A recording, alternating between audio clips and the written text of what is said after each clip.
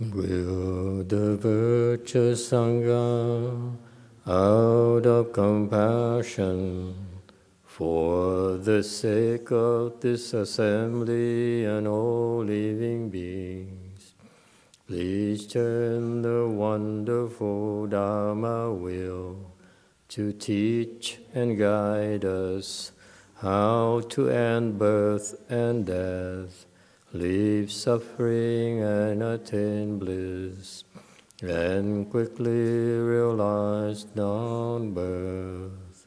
Cung thính đại đức tặng thính, vì thứ pháp hội công nhập thiết chúng sanh, thính chuyên diệu pháp luân giao đạo nam mô. Như há liêu sanh thoát tư ly khổ đạc lạc, tất chân vô sanh. Homage to the Blessed, Noble, and Perfectly Enlightened One.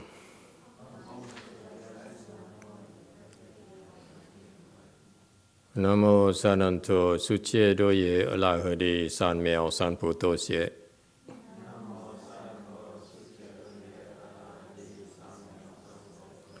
Namo Taknakta Toya Daya Alahade Tamil Tambo Datoa.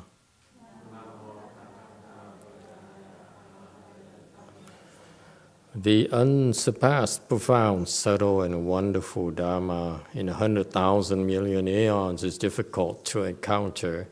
Now that I'm able to see and hear, I will receive and maintain it. I vow to fathom the thus come one's true and actual principles. Wu shang sheng sheng wei miao fa bai jian wan jie nan zao yu. 我今见闻得受持愿解如来真实义. O Buddhas and Bodhisattvas, Venerable Jingliang, Venerable YongHua, Venerable love-home people, and all good no advisors, Emitofuo. 诸佛菩萨、精良大士、诸父上人、各位主持人、各位善知识，阿弥陀佛。Chư Phật Bồ Tát, kính thưa Thanh Lương Quốc sư, Hòa thượng Tiến Hóa, ký thầy cô và ký vị thiện sự thiện tri thức A Di Đà Phật. Today is the 16th of January 2021. We are getting together to discuss the preface of the Avatamsaka Sutra. We presently on slide 123. Okay. All right. Thank you all for coming and joining us. Item number 7. The text is about certain transcendence, transcendence,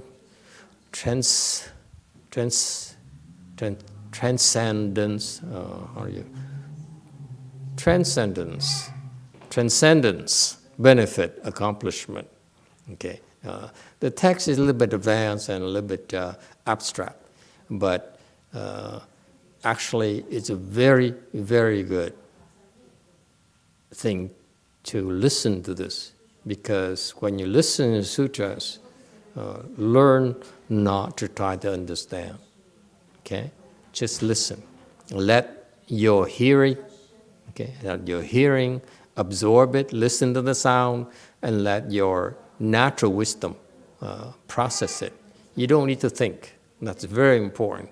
This is contrary to worldly learning, worldly knowledge. You need to acquire, and it does not sink in unless you process it. Okay? Whereas for transcendental knowledge, for true wisdom, you don't need to think. It works much better when you don't think. Okay? So for that reason, even though the text may be difficult to understand, actually it's a test. A test to see if you are discouraged by it. If you're discouraged by it, that shows that you are, your habit energies are such that you want to understand. Okay? And that's why people are scared of this text, because not just you, but monks and nuns like myself, we terrified of this text as well, because it's very, very profound. Okay, and therefore, if everyone, it's not many of us can really understand. I don't understand. I understand a very small part of it. And my master understands a little bit bigger part, but still a lot of things he does not understand, I assure you. So that's why it's perfectly okay for us to listen to it, let it sink in. Don't try to understand. That's my advice to you, especially for profound texts like this. And works with all kinds of texts, by the way. I know nowadays in the Dharma Ending Age, people want to listen to the Dharma as if they were at a church, where they talk about things, they hear about things that make sense to them. When you hear things that only make sense to you, then what happens is you are nurturing your thinking mind, you're nurturing your ego. Okay? And that's the trend nowadays, especially for speaking Dharma. People, monks and nuns nowadays, they stay away from the sutras. And they make up things, they talk about things that the Buddhist disciples or the audience wants to hear, instead of talking about the profound principles in Buddhism that's supposed to benefit you.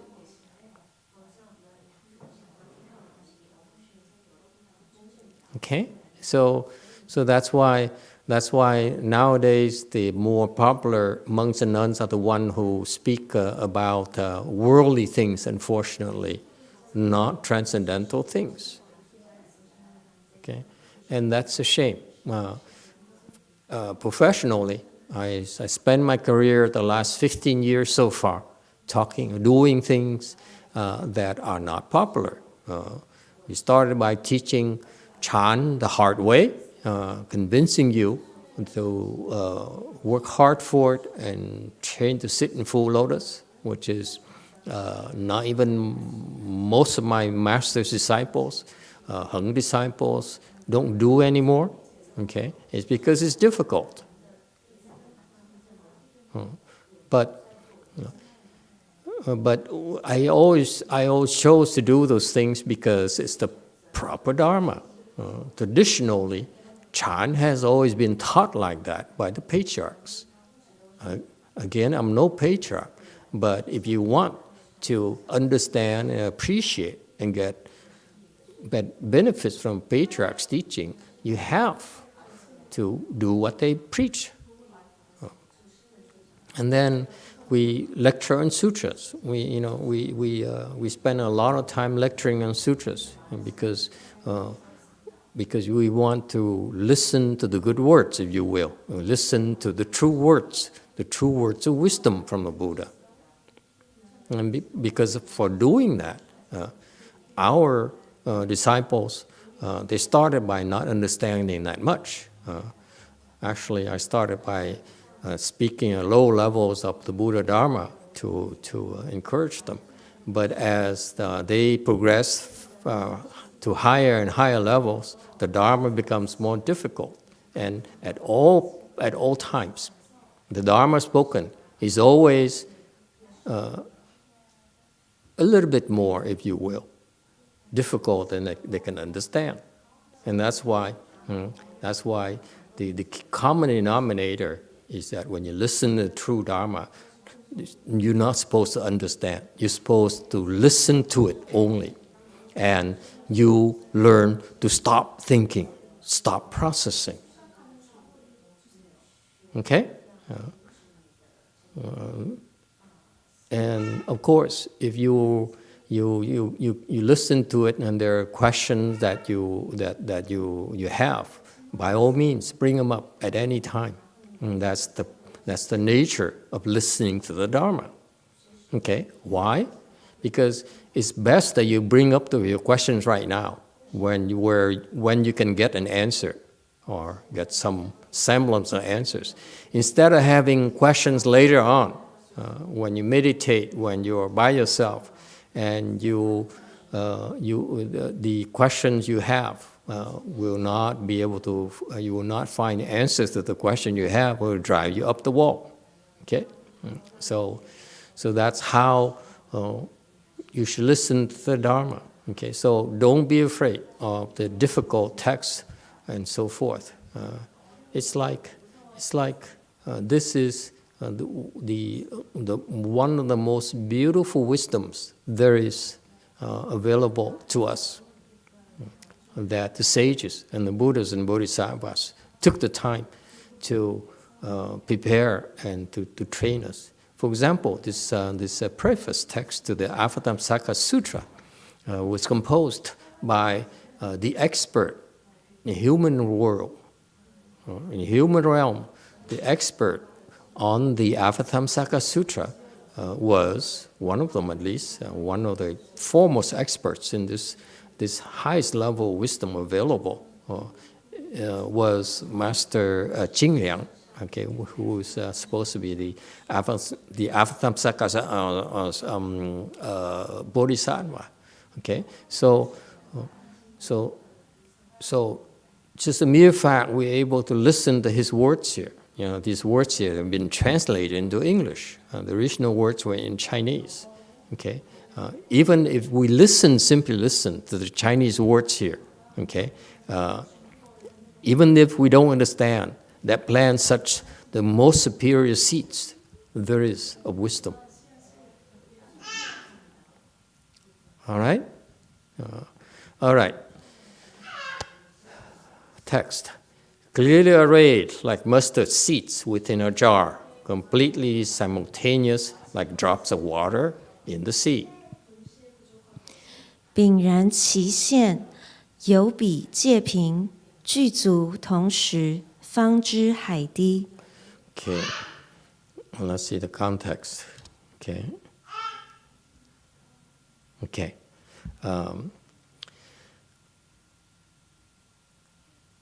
There's wisdom here. If you have wisdom, everything is very, very orderly. There's no chaos whatsoever. Okay, so that's why it says here that it's clearly arranged, meaning it's clearly arranged. Okay, in fact, when we will delve into the text itself, you will find out that the sutra will describe the universe. Okay, what does the universe consist of? What it looks like, and in fact, you find out that this universe, okay, is so well organized. It's very orderly. It's the world, the universe as we know it, is very, very well organized. It's very well structured. There's no anarchy at all. Okay, so and the worlds are actually ordered in arrays of world upon layers of world upon layers of worlds. Okay, it's very, very fascinating. And it says here, like mustard seeds within a jar. Okay, so it takes the Buddha's eyes, his own eyes, to be able to see that, because even the Bodhisattvas can't see that. Okay, the Buddhas can see the entire universe. Okay, why so? Because the Buddha is the universe. So he's simply describing himself to us. Okay, and he sees all these worlds that manifest in an orderly fashion, organized or in an orderly fashion, like mustard seeds in a jar. It's orderly arrayed, orderly organized. Okay, and this is a concept of one not obstructing the many. Okay, this is the wonders of the truth. Okay, we are so limited in our mind that we cannot possibly imagine the number of worlds out there in this universe. Okay, let alone to see them as the Buddha sees them, as clearly organized. Okay?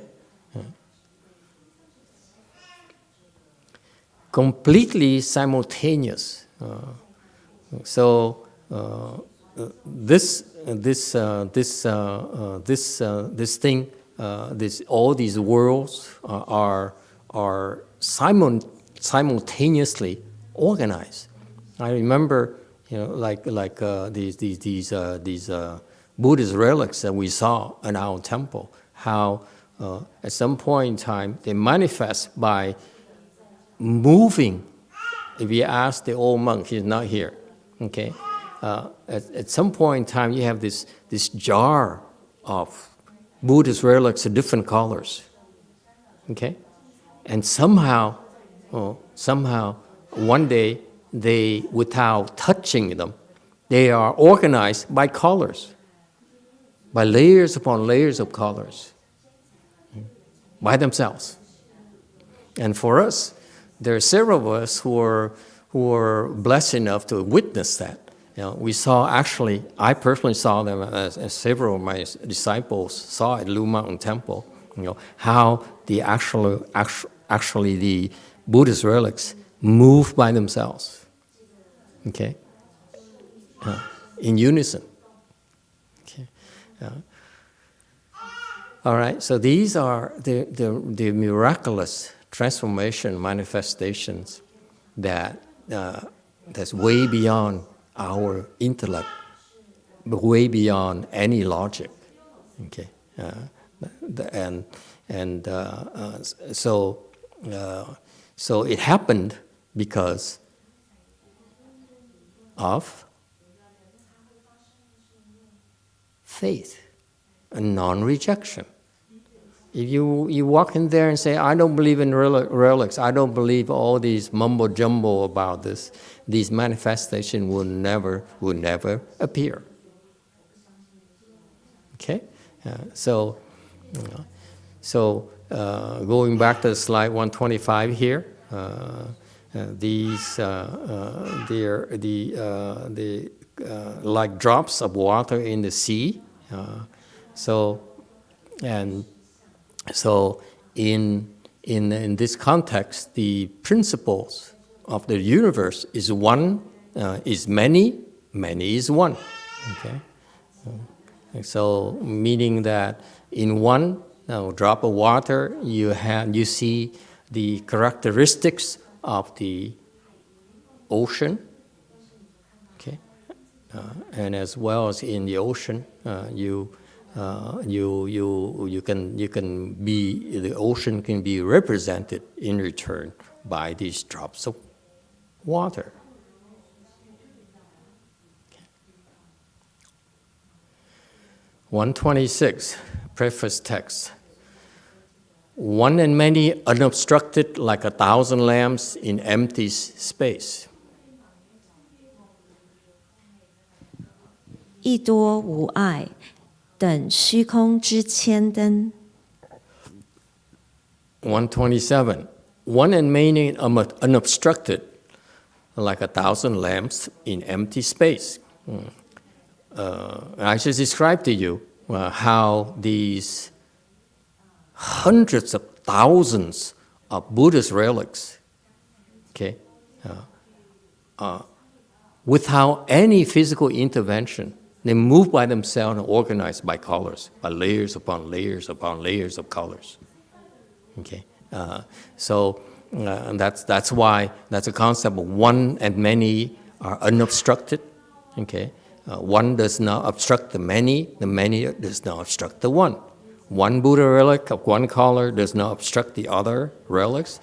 Okay, and so forth. So the analogy here that Master Jingliang chooses to use is the 1,000 lamps in empty space. Okay, one lamp that you see in empty space does not obstruct the other lamps that you see empty space. Okay, so one and many are unobstructed. 128. Hidden and revealed together, realized like the crescent moon in the autumn sky. 隐显俱成，似秋空之片月。129. Hidden and revealed together, realized like crescent moon in the autumn sky. So the master, the great master, refers to the fact that these manifestations can be observed, and they somehow form into have a certain formation, a certain organizational structure. So hidden and revealed, meaning whatever visible and invisible, they are actually interact together. Then they don't exist by themselves. And it's like the crescent moon in the autumn sky, meaning that the crescent moon, the moon we observe in the sky, okay, in an autumn sky, when the sky is very clear, it manifests on the many surfaces on the earth. Okay, so that one crescent moon there in the autumn sky is reflected in all the surfaces, all the water surfaces. So one does not obstruct the many do not obstruct the one. Okay, they're all one and the same. 130, text. Layer on layer lights interlace like the Lord's net of trailing pearls. Thought after thought makes perfect fusion like an evening dream's passing time. 重重交映，若帝王之垂珠；念念圆融，类戏梦之惊世。131. Layer upon layer of lights interlace. Okay, so you have these layers of light, lights upon layers of light upon layers of lights. They emit light, and those lights actually merge together. They don't. There's no conflict. Okay, so all together, the brightness is created by all these multitude of layers of lights, infinite layers of lights. Okay, like the Lord's net of trailing pearls. This refers to the Buddhists like to the Buddhists and Bodhisattvas like to refer to the Lord Indra's nets, the Brahma nets. I'm sorry, not the Brahma heavens net, where the king of the first dhyana heaven, he has this net of pearls that in each hole of this pearl you have each hole of the net has this pearl hanging there, and it emits light. So each hole has a pearl that emits light. So together, all these pearls together make a splendid net of lights. Okay.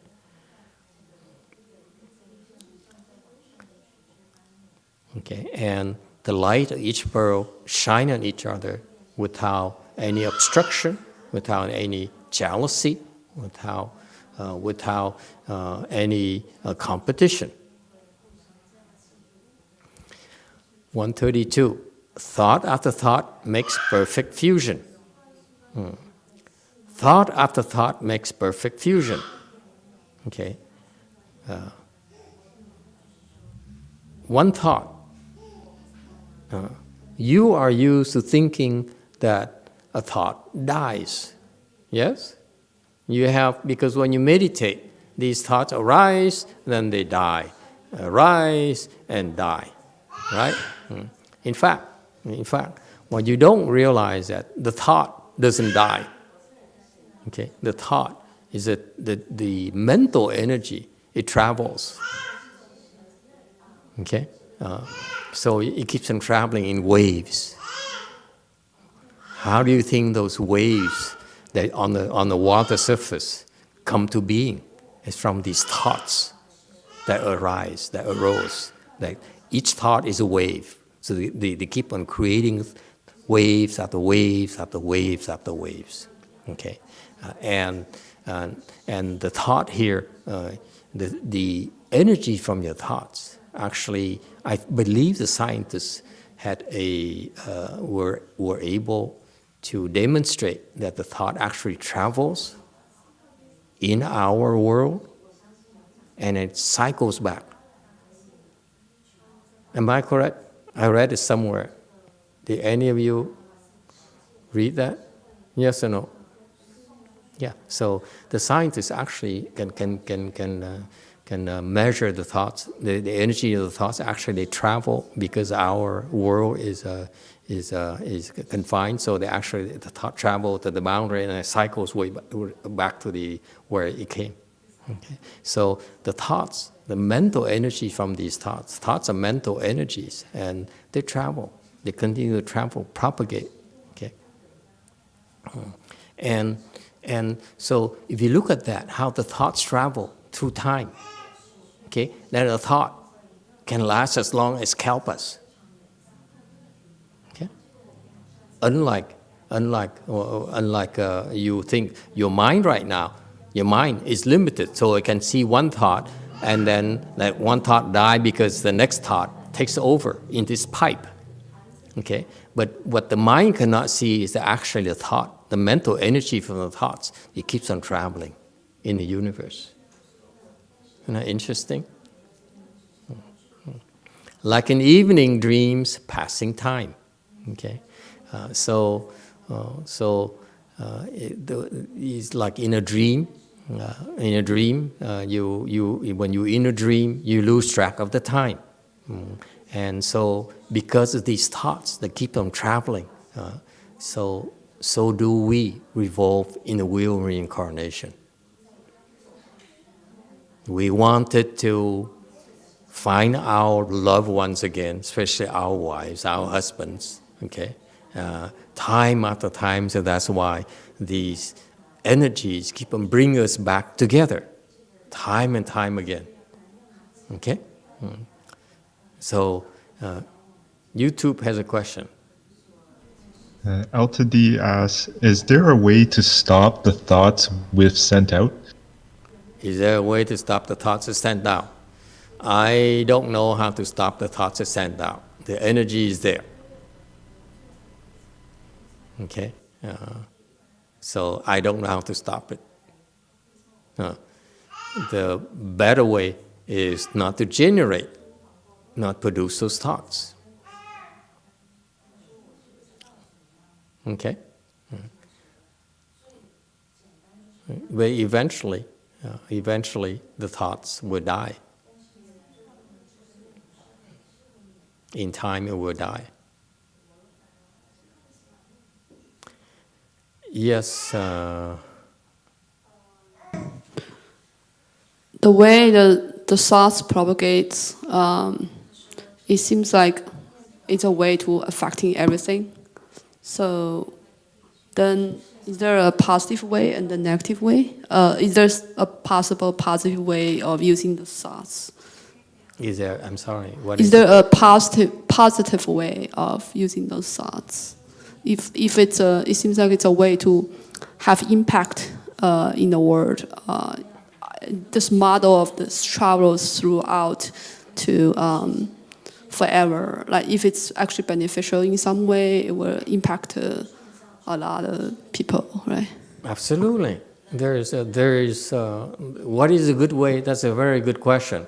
If the thoughts don't die and we generate thoughts, so how can we put those thoughts to good use? Is there a fair way to rephrase it like that? Yes. Okay. So we generate thoughts. Your mind generates thoughts because you think. So what's a good way to generate thoughts?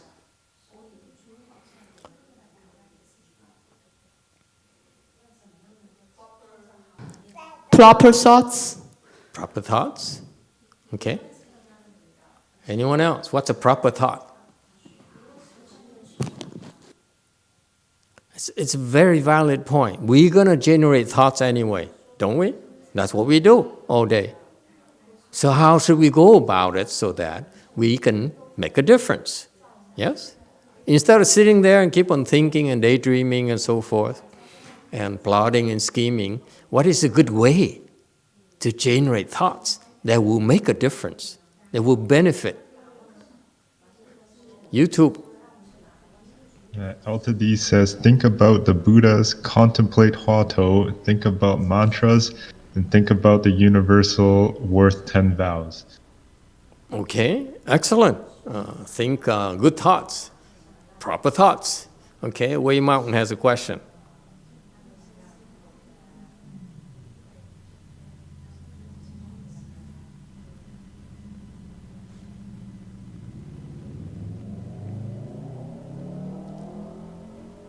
Wei Mountain.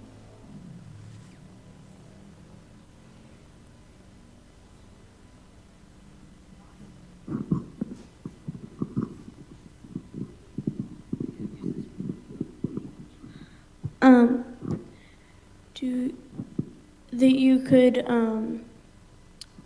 think of ways that will benefit you, but also have an impact on other people. Give me an example. That's very good, but it's a theory. Tell me something that you know that will benefit you and also benefit others. Like if you say you think about, well, I normally go to be on my rollerblades, but if I think about it, I'm gonna do it, it will also benefit, say I take my dog with me to go, and he gets his day out of the house. So it would be beneficial for the both of us. Okay, sounds good. Hey, Xiao Tai, look at how she can give good examples, such good examples, huh? Very good. Okay, anyone else? How do you produce beneficial thoughts? YouTube has an answer. Mary Jo says, transferring merit and virtue from our mantras to all living beings. That would work. Absolutely. Very good. And that's a good thought. Yes. But what about before that? How do you do it? How do you produce good thoughts? Okay. If you don't produce good thoughts, what happens?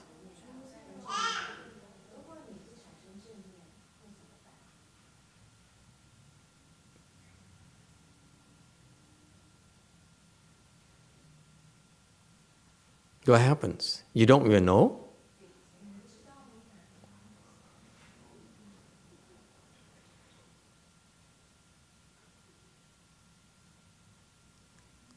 If you don't produce good thoughts, bad things happen. No? You have bad thoughts. When you have bad thoughts, bad things happen. For example, You said, I am so angry. Life is not fair to me. Okay? I don't want to face life anymore. That's not a good thought, right? Agree or disagree? Is that a good thought or a bad thought? Life's unfair. I don't want to face life anymore. This is so hard. That's a bad thought, right? What happens? These bad thoughts make you depressed, make you withdraw from life. So you're the first to suffer from your own bad thoughts, right there. This is what's fascinating about people.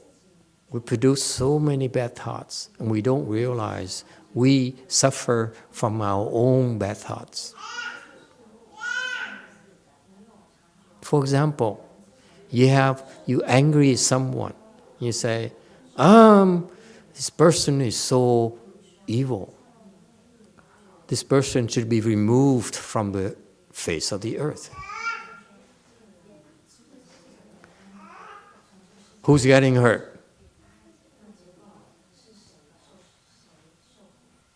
You don't know yet, okay? But I will tell you this. The first people who get hurt from these thoughts of anger, or thoughts of harming, is yourself and your family members. Because when you have these negative and these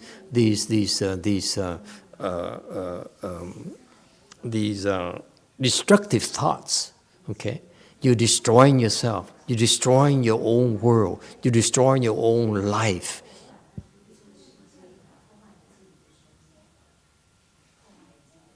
You buy that, or you think it's just a theory? Do you know that when you have a thought of anger, you know what happens to your body? Your body secretes poison. When you have thoughts of anger in your mind, okay, you're producing poison. So what you do is when you have angry thoughts, you're poisoning your own body. You realize that?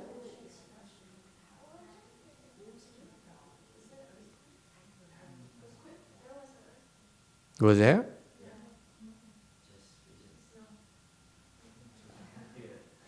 Probably like very light. You don't even, nothing even shakes. You can't call it an earthquake at all. Yeah.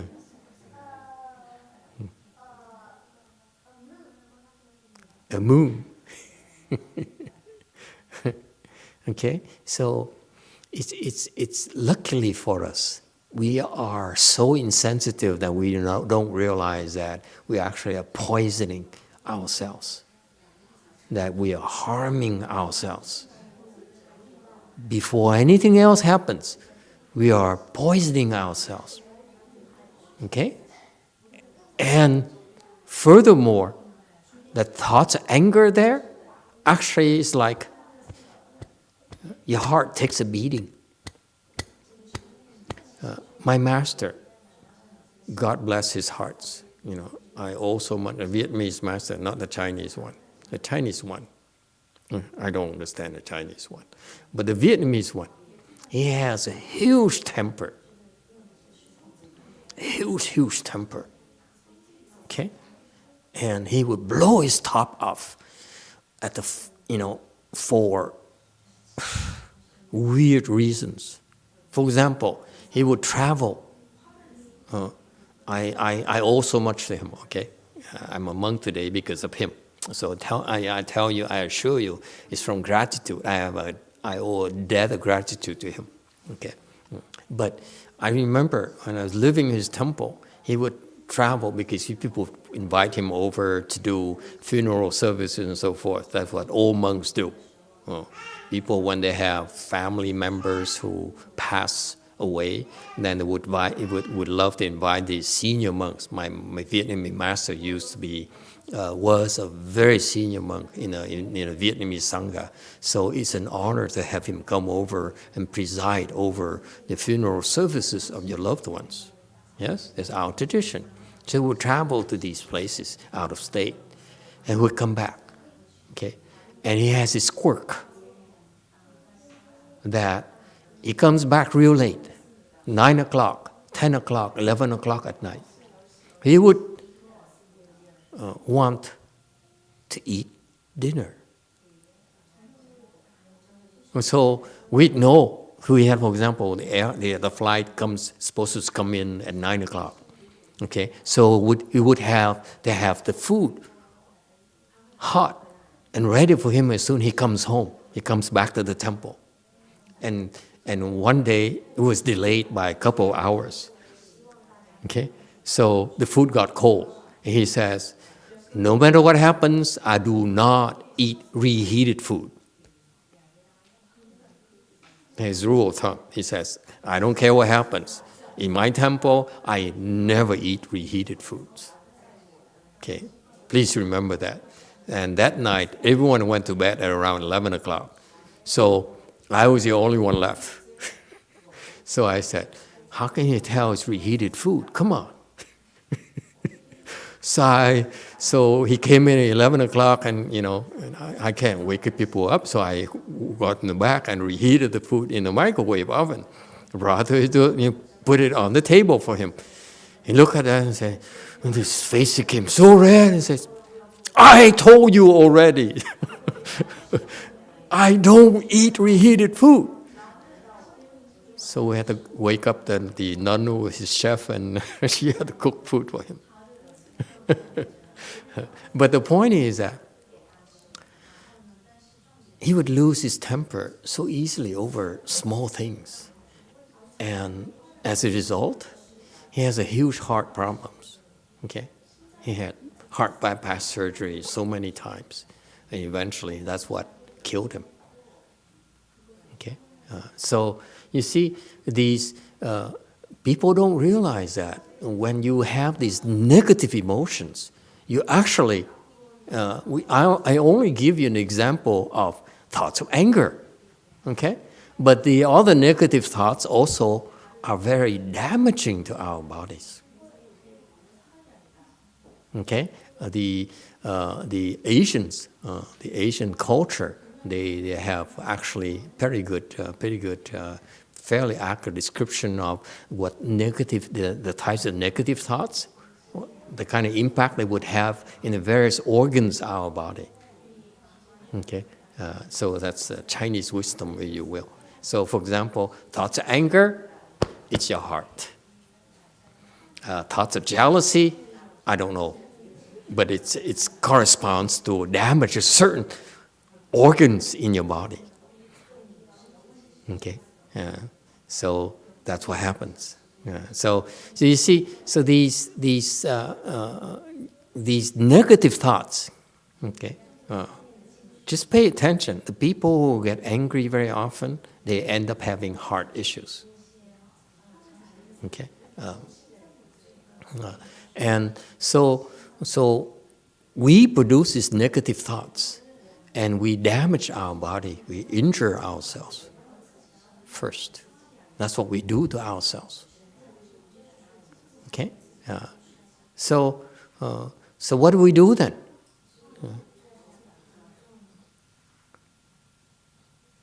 We keep on producing those negative thoughts, and they eventually have to go see the doctor and get fixed, and go see the nurse and pray for the miracles.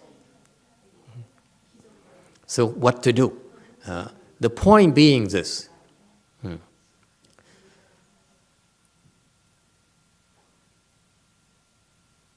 We produce negative thoughts because we lack wisdom, because of stupidity. Try and explain that to people. They would not believe you. They feel so justified. They're so right. They're so right in being angry at someone because someone is so wrong. And yet, in being right, they're hurting themselves. from lack of wisdom.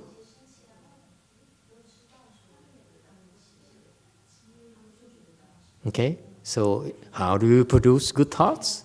By developing wisdom.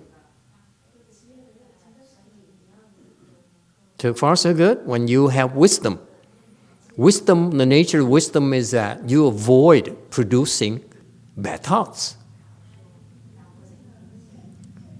In fact, if you have wisdom, to have wisdom also means that you have samadhi power.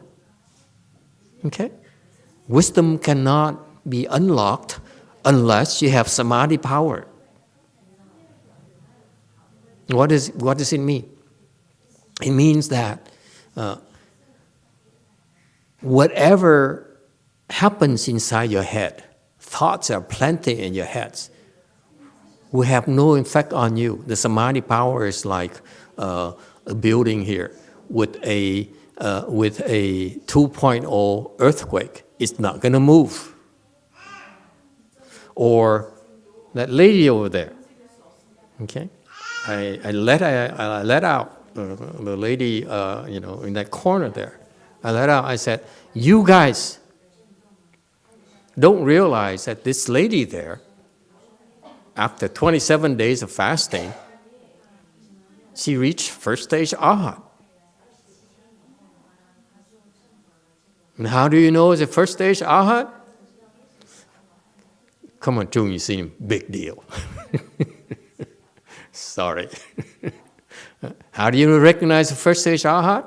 Below that, this is what happens to you. Below that level, when you smell good food, you salivate and you get excited. Yes? When you hear a good song, like many of you love to listen to rap music, which to me is horrible. Okay? Young generation, I know for some reason, you guys love rap music. I don't understand that.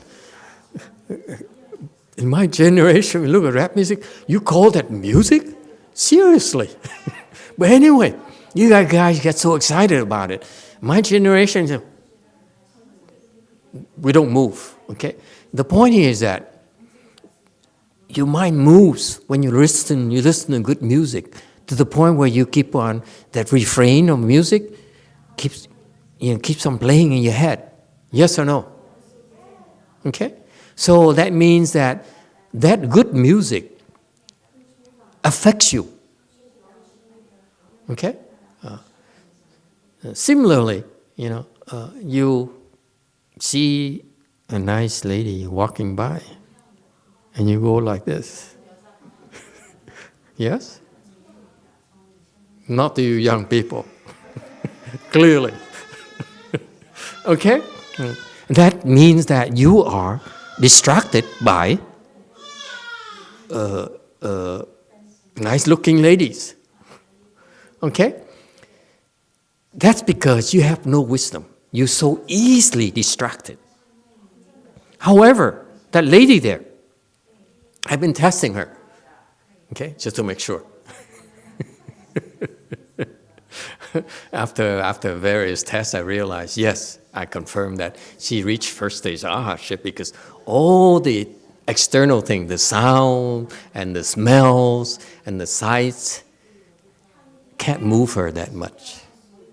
And that's the first stage arhat. That's the first significant level of wisdom, meaning you are not moved by external things. That's wisdom. A little bit of wisdom, the beginning of wisdom. So, for example, you could try to test people like that. Okay, yeah. You sit there and you write. You get right behind them. Hey! You see?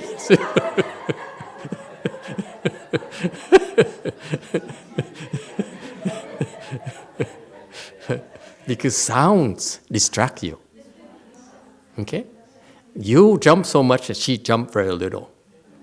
Of course, I'm much stronger than her, so of course I can make her jump, but it's different. She jumps so little compared to the rest of you. Okay? So that's wisdom. Wisdom is that these thoughts that occur in your heads. By the way, very often the thoughts that you register in your mind are not yours. Not yours at all. Okay, so that's why part of wisdom is to quickly recognize those thoughts and not let them bother you. Okay, you're not bothered by. You can be trained to recognize those types of negative thoughts and just ignore them. That takes samadhi power, and takes wisdom to know that you are not supposed to be moved by those thoughts, those types of thoughts. It's because from habit energies, since you were lower levels, since you have no samadhi power, that's why you are so conditioned to think that those thoughts are yours.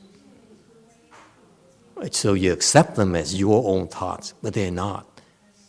For example, thoughts of worries, it's not you. You have to recognize that. Yes, question. At which level you are not moved by a cute baby who is your son? Cute ladies? I don't know yet. I'm still moved.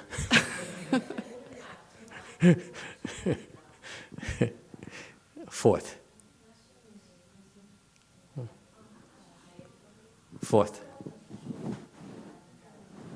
Until then, it's very difficult to resist. Okay? It's a lot more involved than that. I'm only presenting you a very simplified model. Okay? There's a lot more going on in the world. Okay? And then we can explain everything, exhaustively explain everything to you. You will find out for yourself. Yes, continue. Earthquake just happened is 4.5. 4.5? But it's down south from here. Where? Where is it? I think, I don't know, it's a small town south. How many miles? Like 100 miles? No, less. How many? Aroma? 2 miles away? 2 miles away, 2 miles from Aroma. Where's Aroma? Aroma is close to Monterey. It's not even Monterey. Oh. Salinas. Salinas.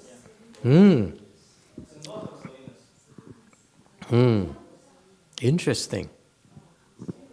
So that's quite far from us. It's not that close. That's why you hardly feel a thing. Okay, 4.5. You suppose if you're close enough, you're supposed to shake. Okay.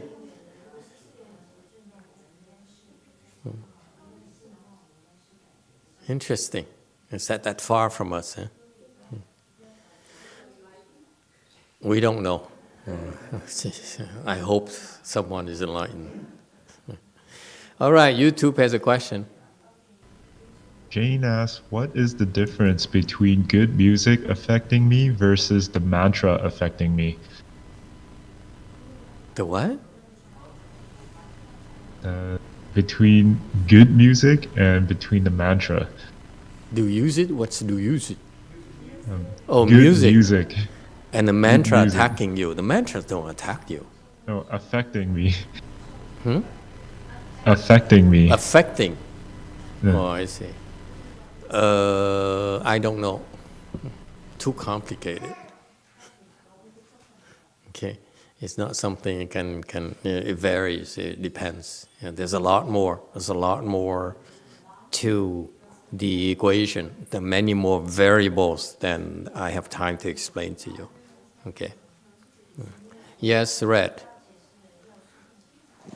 Master, my question is, so now that we know that we are ignorant and we affected, so what can we do so that we can help those who are, doesn't have enough wisdom, so that because they don't know themselves? Right, right. Okay, so it's called retribution. Sometimes we can't help ourselves because we're supposed to suffer. We do stupid things because we're supposed to suffer. Okay, it's called retribution. We made them suffer in the past. Now they come back and make us suffer. That's called retribution. It's just life. Okay. So what can you do? There's a few ways. You can kill your attacker. Okay, that's one way. Or you can develop wisdom to minimize the attacks, or you can negotiate with them and ask them to go away. Okay, so there of course in Mahayana, when we tell you about problem, there are solutions. Unlike contrary to popular beliefs, they think that Mahayana, we keep on talking of bad things and then that's it. No, we're not fear mongers. We're not trying to scare you. We try and describe the problems to you first. And if you believe, if you have the blessings to believe, there will be solutions. You don't have blessings, then fine, walk away. Okay, so it takes. So when I said, for example, thoughts of depression, thoughts of running away from life, thought of isolating yourself, okay, negative thoughts, okay, those are the symptoms of depression attacks, and those are typically not yours. They're not yours at all. So you have to buy into that. If you really believe into that, then there are chances that you can fix them. If you don't believe in that, then that just agree on one thing: Buddhism is not for you. Go look for solutions somewhere else. It's perfectly okay. You don't believe that thoughts of worries are not yours, then good luck. YouTube question. L2D has a question. Master, I have a question about cause and effect. Is everything dependent on everything else, like the butterfly effect? Like what? Like the butterfly effect. The butterfly effect. What's the butterfly effect? That I don't know myself.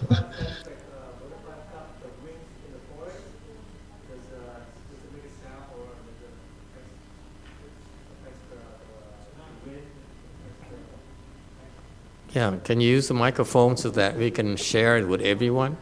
Because I don't know what a butterfly effect is. It sounds like a name for a good movie. But it's like when a tree falls in the forest, does it make a sound? Or when the butterfly affects flaps its wings? So it creates wind. Because of wind, and the wind supposed to affects the weather patterns and stuff like that.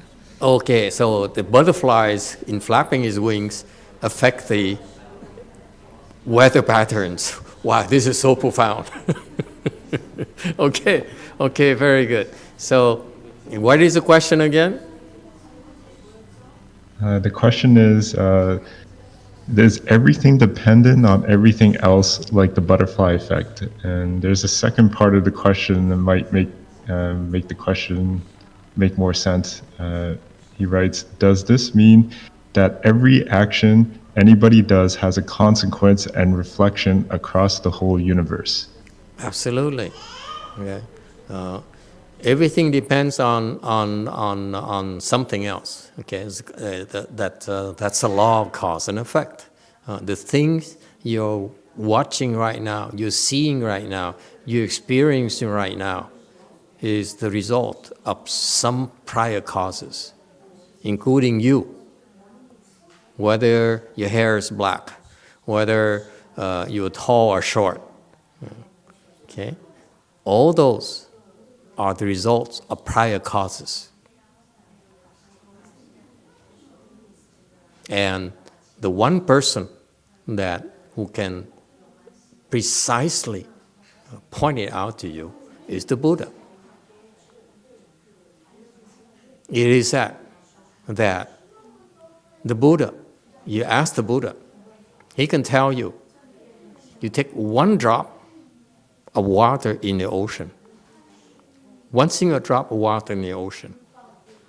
The Buddha can tell you exactly, okay, where that water came from originally and how it got there. So that drop of water in the ocean, a single drop of water in the ocean, could have come from somewhere in Mongolia, okay? And how it travels through, okay? How it got to the ocean. So he can know exactly where each drop in the ocean, where it came from. That's the level of precision of his knowledge, of his wisdom. Just think about it. Every single drop of the ocean, he knows where it came from and how it got there. There's no computer big enough to store the information, just about water. Huh? That's how inconceivable the wisdom of the Buddha is. You too. Apple asks, I feel emotional effects from music or art. Is that good for me or not? Well, there's always good and bad. Okay? You have to learn, part of wisdom is to take both the good and the bad in the good. They're not necessarily distinct. There's always the good cannot exist without the bad, and vice versa. The bad has plenty of good in it. Okay, so don't be obsessed. Don't be so obsessed because you're so smart. You said, if that's the case, and I only want to pick the good. It's like saying I'm going to marry someone, and I only keep his good side. His bad side, I give it to his small wife. And the man says, yeah. Not funny, I know. And that's why in my ancestors' era, we have several wives. Not funny, okay. Okay. So you see, part of wisdom is to be able to see both the good and the bad. Okay? And that's why you're not turned off by the bad, nor are you enamored by the good. That's wisdom.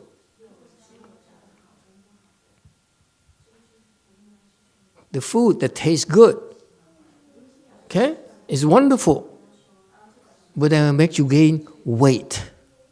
And when you get older, young man, my female disciple says, 1 second through the lips lasts a lifetime on her hips. Not funny, not to her. Okay?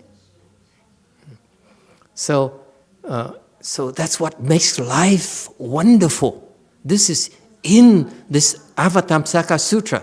It is so incomprehensible, and yet we can talk about anything and still make sense to us. It is so incomprehensible, and yet it makes so much sense. Because from this nonsense here, we're discussing things that are actually very practical. When these things here can be zoomed in and then talk about, since we have these thoughts, they're undying, so what do? We need to know that because of the nature of these things, the thoughts don't die, okay? They last for a long, long time. They travel through time, okay? And they come back to the original place, okay? And not only as a scientist, the Buddhas, the Bodhisattvas also can see that, by the way. Okay? For example, it's proven that there's something called, I forgot the name of that, the English word for that, but you take this glass of wine, okay? I don't know why I think of wine tonight, but a glass of water, if you will, or champagne, okay, or Coke, I don't care, okay? Okay, take a glass of wine right there, okay? Let's play wine, red wine. Bordeaux, 1959. Rothschild. Never mind, okay. I'm getting carried off. Okay, but my prejudices and many heavy attachments. You take this glass of wine, okay, and you leave it there, on the table, okay, and then you have this meeting of the people. They go in there and discuss the things, okay, in that room, and these people leave, and there is this particular spiritual skill that is documented by the Western scientists, that there's a name for it even. They said that this person with the skill here, he takes his glass of wine, he can look at the glass of wine and can replay what happened around the table where the glass of wine was on. Okay? A specific name for that. I forgot. Heard it once, and I'm not going to remember. Okay, it's so cool that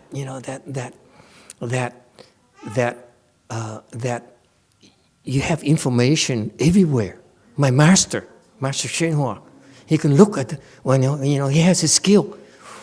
When he lectures on sutras, he says, "What? I wonder what the text says." And he looks somewhere. He said, "Oh, yeah," and he starts reading the sutras in the air.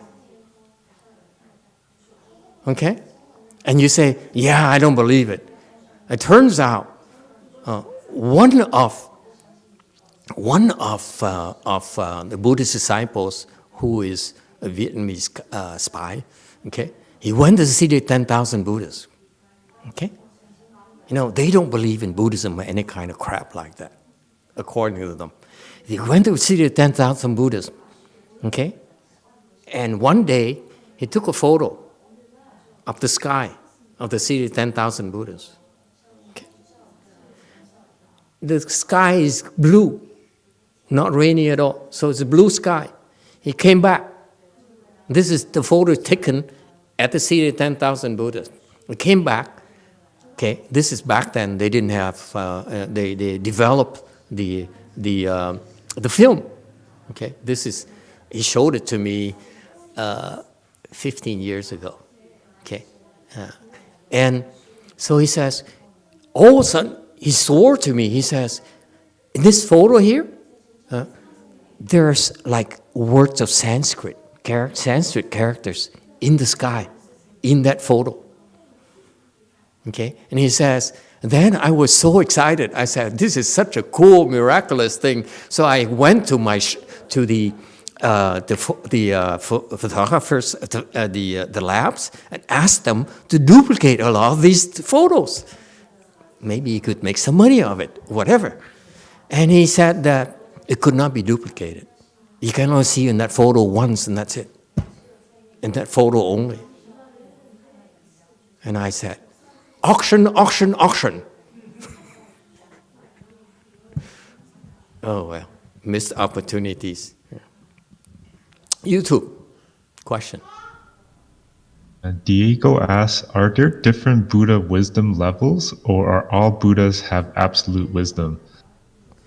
Buddhas is the apogee of the wisdom. You cannot find high level wisdom than the Buddhas. So once you get the Buddha's wisdom, it's all the same. Okay? They all share the same level of wisdom. Okay? So, how do you produce? Go back to the original question. How do you produce good thoughts? From creating wisdoms. Okay? From having wisdom. So you open, this is why we, in Buddhism, we specialize in training you. Like through meditation, through tantras, and through those practices, these methods, to help you open your wisdom so that when you have wisdom, the thoughts you produce are good thoughts that will benefit the world. Okay? When you benefit the world, then you are not benefiting what? The bad elements. Okay? And that's where the balance comes in. Okay? You need to have a balance. The forces, the negative forces and positive forces. So that's why this is always a struggle between the plus and the negative, the good and the bad. Okay? So that's why Master YongHua, my late Chinese teacher, he had to bring Mahayana to this country so that where we can find people who can be trained to open wisdom so that they can generate these positive thoughts to compensate for the negative thoughts of the world. Okay? So that's the process. In particular, more specifically, they're very specific positive thought, not just random thoughts. When negative random thoughts, the negative thoughts are usually generated randomly, uncontrollably. Okay? That's the nature of negative thoughts. They're randomly generated and they're uncontrollable. You cannot control them. Like thoughts of worries. You worry about this, you worry about that. Incessantly. There's no stop to it. Okay? You see the pattern. Okay? Or thoughts of withdrawal from the world. Okay? And you come up with more and more reasons, negative thoughts, to justify why you need to withdraw, not get up from bed. Okay? Not to face people. It's too painful. Okay? So that's the nature of that. These thoughts are random. Okay? From day to day. Okay? You cannot control it. Okay? Whereas when you have wisdom, these thoughts are deliberately, they're not randomly, they're deliberately generated. Okay? So that's how you find the balance in the world. Okay? So people who have wisdom, what they do, unlike us, is that they don't think like us. Remember? The people who have wisdom, they would listen to the Sutra lecture and they don't know what all these things. Okay? Believe me, this text that we've been discussing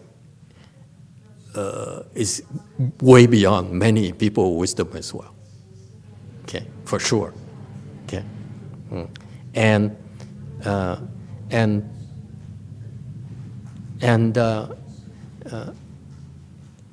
they don't understand, okay, but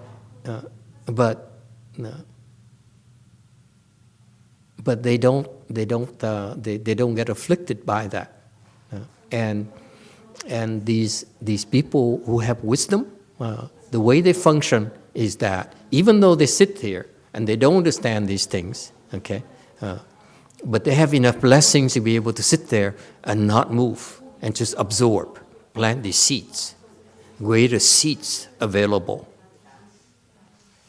seeds of wisdom that will sprout in the future. Okay? Let me remind you, in Buddhism, only in Buddhism, okay, be careful. In Buddhism, the seeds here from the Avatamsaka Sutra are such superior quality that for you to be able to understand them would take a long, long time. Okay, but they're there. They're there in your treasury. Every time you listen, they plant it. One more seed is planted. One word, Dharma, doors, 2 seeds planted in your psyche, what we call eighth consciousness. It's there. The seeds are there. It's planted already, waiting for the chance to sprout. Okay? So, for you to bring your children, for you to play a mantra at home with the children around, or for you to get your children to recite mantras, recite the Buddha's name, every time that happens, you're planting the seeds of wisdom in their consciousness. That's a gift you're giving them.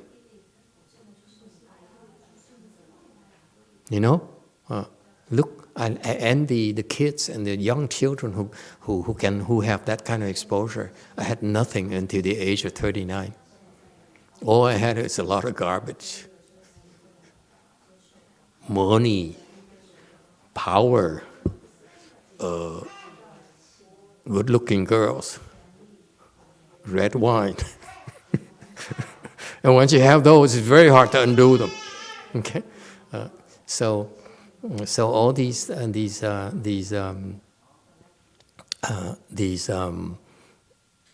seeds of wisdom are incredible, way beyond your understanding, even the understanding of people who have more wisdom than we do.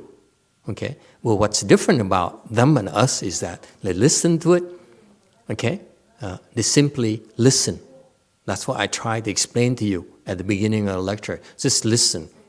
You will naturally understand later, especially when you meditate, especially when you recite mantras, especially when you recite the Buddha's name. Okay? With sincerity, all of a sudden, the seeds will mature by themselves. And then you naturally have this understanding, this wisdom that does not require thinking, does not require mental processing. What we call, women world called it, instinct. You know, we, smart people, okay, need to use deduction, inferences, in order to arrive at our conclusion. Okay? At our decisions. In contrast, that's what I call the 2 kinds of people. When I first learned Mahayana, I learned Buddhism. There are 2 types of people that I found out. People who are intellectual, they're smart. They process everything. Everything is rational. Everything is logical to them. Yes? I'm one of those. We depend on education, we depend on engineering, we depend on sciences to justify and explain the world to us. Okay? Yeah. And if we can't explain it, it's probably not true. It's not scientific enough. Okay? So that's me. I'm very, because I came from a Western educational system, I'm very logical. I learned math, by the way. I have a math degree as well. So my mind is very logical. Okay, and then that's me. And then there's another type of person who is not intellectual at all. Who is more what? Who relies more, instead of the mind, relies on instinct. Instinctive people. Okay. So, so women are more instinctive than men. Okay, so there are some information that your instinct will give you a better solution, better understanding and knowledge than your mind can. Okay? And much faster. For example, okay? Let's take a very simple example that you see the opposite sex. Okay? And if you instinctively, if young people, I don't know if I'm corrupting them or not, but instinctively you know, oh, she likes me, or no, she doesn't like me. Yes or no? I'm the only one. Okay, never mind. Bad example.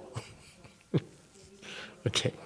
My point being that instinctively you know without thinking. Okay? Imagine that you have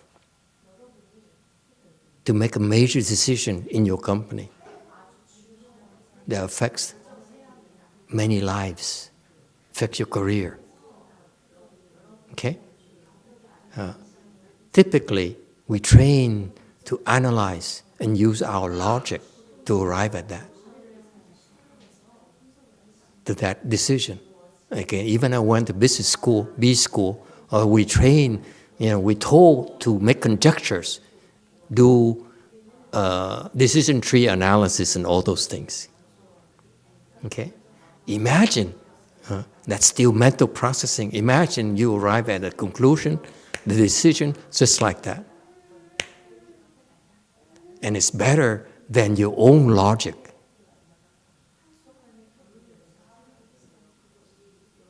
You can only do that by instinct. And that only happens when you stop thinking. See, men are stuck on thinking, on logic. That's why we reject our instincts. Women, in contrast, don't like to think. They like to let us think for them.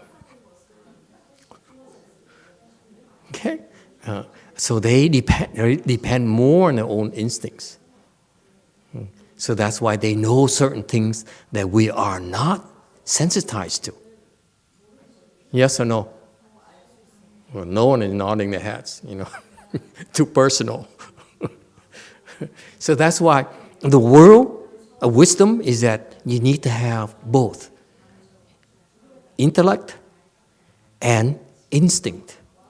If you reject one or the other, then your world is not complete. Agree or disagree? We should not be so full ourselves and says, I believe on my intellect only. Then you are missing so much information that your mental processing mind cannot pick up. Okay? Because we are surrounded by countless variables. We cannot possibly pick up everything. For example, I cannot see behind me. Can you see behind you? Then you're missing out a bunch of information behind you.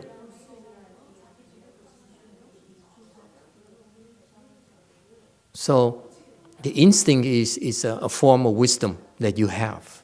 And part of your unfolding your natural wisdom, and you learn to use both. Okay? At times, why would people with wisdom need to use the intellect? Why?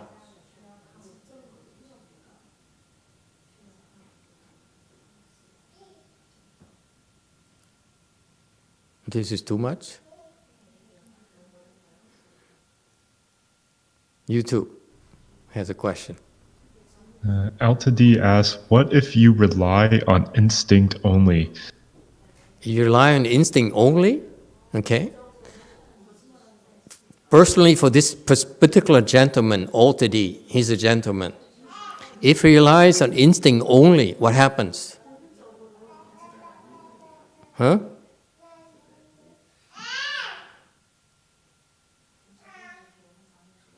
Anyone?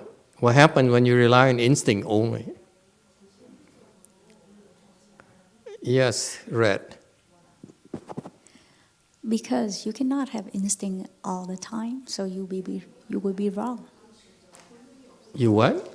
You cannot have instinct all the time. Yeah, because you cannot say that I'm going to rely on my instincts. So what you're saying is sometimes you say, I don't have an instinct about this, so can I pass for now? Yeah, because it's not going to be there all the time. Because I feel... But your boy is hungry. You cannot say, I need to eat something, otherwise I die. I can't wait for your instinct to come.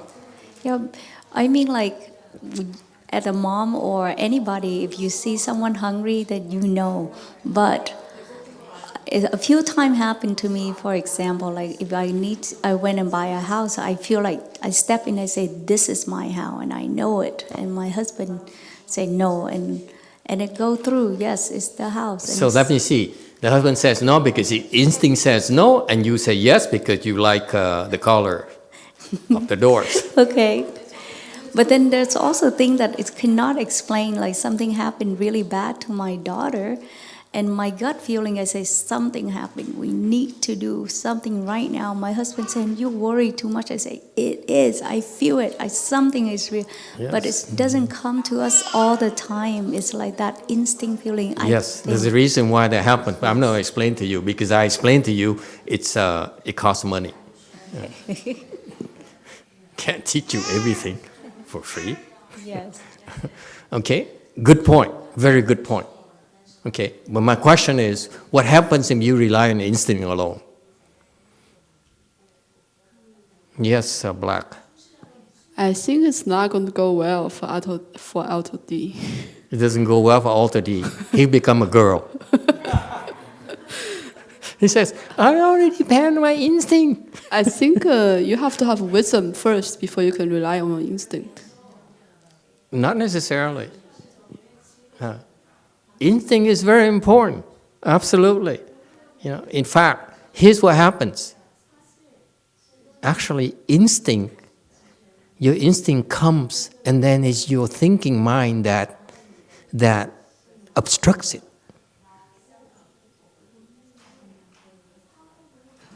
Okay? Yes, Red.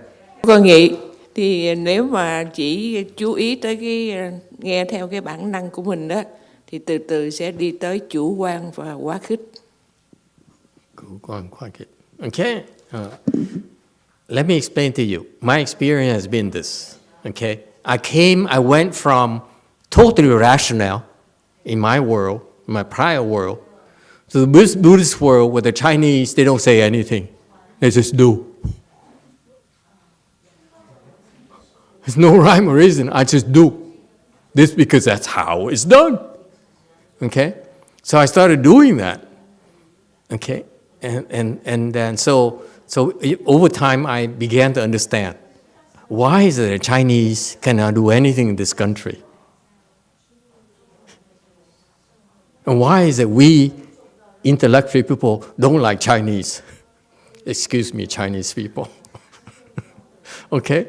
I'm talking about those Chinese Buddhists. Okay? Buddhist Chinese. Okay? And my point, I have a point I'm trying to make. Eventually, wisdom is actually instinct. Yes. Because instinct is a lack of thinking. You see that? Wisdom, part of the training of wisdom, when you open wisdom, is that you systemically know how to stop thinking so that your instinct can operate. Right now, if you have no samadhi power, no training, what happens when you face with a problem, okay? Your instinct starts moving, but then your thinking mind jumps right in front of it. That's what happens. You cannot control that. Whereas the people who have skills, they can stop the thinking mind from working so that the instinct can continue. You get that? This is very precise information. Okay? So that's what happens. You need to fix. We need to have a problem. Your instinct starts moving. Start moving forward. Let me see. Okay. Okay. And then the thinking mind Of course. If it grabs on a certain fact and justifies the analysis, that's what happens to us. Whereas when you have skills, you stop that from happening. You just say, stop, don't think, okay? And that's when the instinct becomes stronger and stronger and stronger, and is able to arrive at a better solution. You believe it or not? Of course you don't, because you're not there yet. Okay, so that's why part of the skill you're learning tonight is to sit there and resist the temptation to think. Say, I don't understand. It's okay. Just listen. Okay? Yes, go ahead.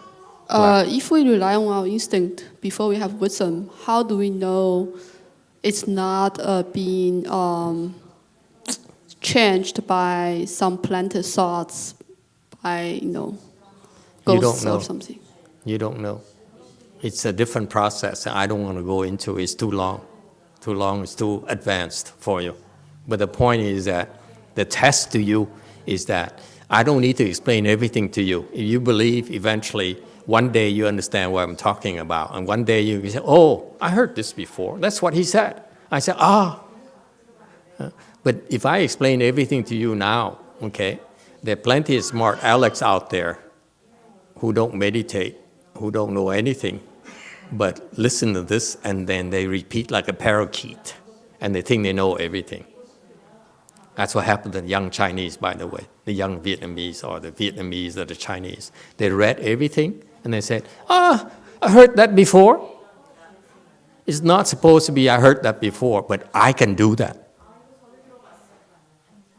That's the difference. Can you stop from getting angry? Can you stop from thinking? Can you allow your instinct to work? And that requires skills, requires training.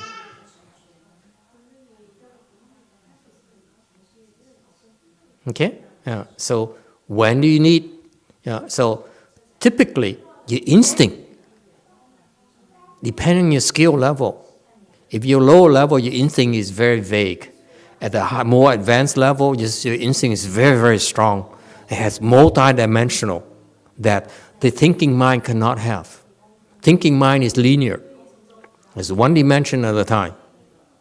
Okay? One variable at a time. The instinct, did we talk about this somewhere where the mind can go and analyze all around? It's only recent. Yeah? Is that from the 6th page? Huh? Very recently. Okay? The mind can process all around. It's not just one facet, but it can process all around. What? That's from this sutra. This sutra too? 2 weeks ago. It's 2 weeks ago? 智周见. I told you this sutra is very advanced. You didn't believe me. Yeah, Chou Bian or whatever that thing is. It's fantastic. It can process all around, meaning that doesn't matter how big it is. The mind can process the whole thing at once. And if your level is bigger, like the Buddha's, it gets bigger and bigger and bigger, unlimited. That's instinct for you.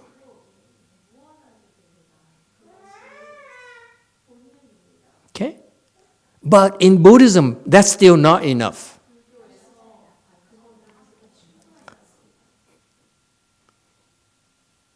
See, the kid has samadhi power. He's not afraid of people.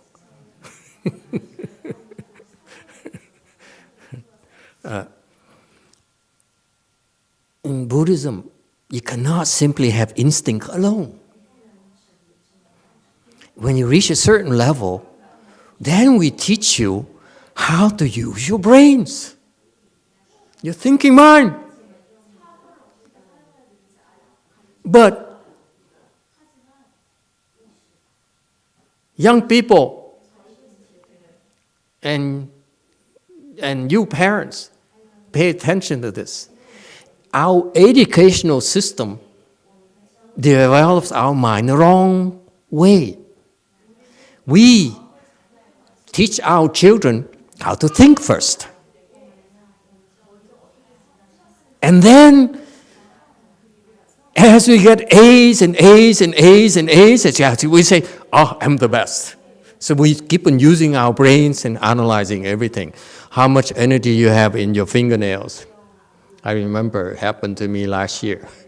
Some kind of engineer came to me at someone's house, and the first thing he looked at me and said, I'm not going to dare ask him to let me measure the energy in his fingernails. So I sent him my disciples to measure the fingernails energy. Okay? So what happens? The educational system, the way we teach our children, the way they develop your mind, is that they make you totally dependent on your thinking. And once you're dependent on your thinking, then your instinct is relegated to the background. It doesn't work anymore. You basically are a robot. You basically are a program. That's all. Program is just linear, but it's very fast, faster, that's all. Okay? Programming is linear thinking. So, in Buddhism, we teach you to stop thinking first. And when you can stop thinking, then at higher level wisdom, we train you how to think.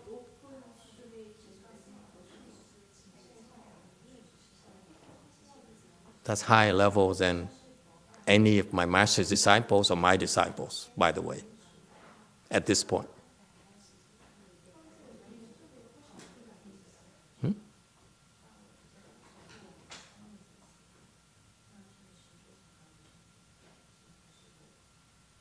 Questions? Jewel Mountain. Jewel Mountain asks, is instinct more like intuition in this conversation? What is, I keep on missing a few words, huh? Is Intuition. Instinct Yeah, instinct more and intuition like is intuition. the same word. It's the same word, basically. Anything else? Green. Emitofuo, I think that before you have wisdom, if you go with your instinct, that your karma gonna pull you. But until you can stop your mind and have no thought, then develop your wisdom, then that really the wisdom, it solves the problem for you. But before that, if you rely your decision on your instinct, then whatever you did in the past is going to pull you to that direction. Good point. Any counterpoints?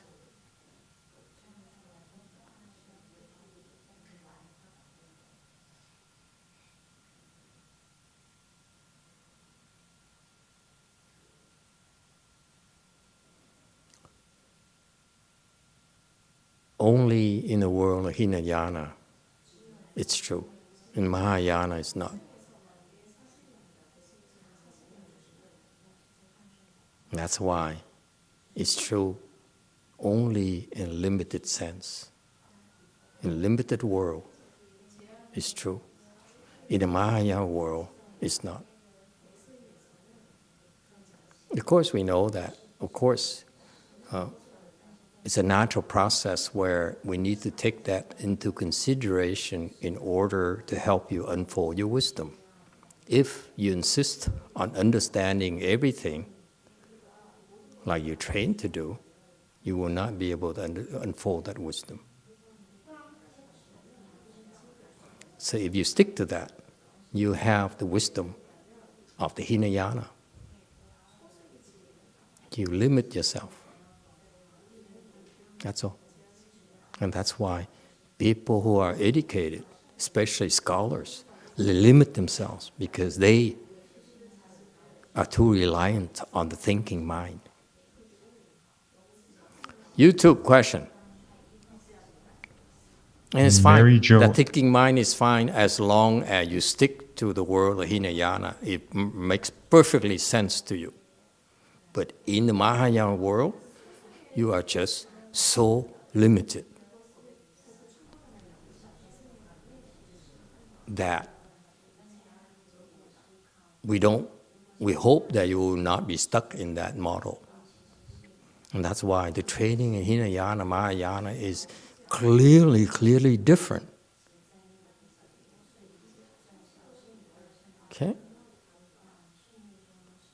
You too. Mary Jo asks, is the intuition of an arhat always perfect?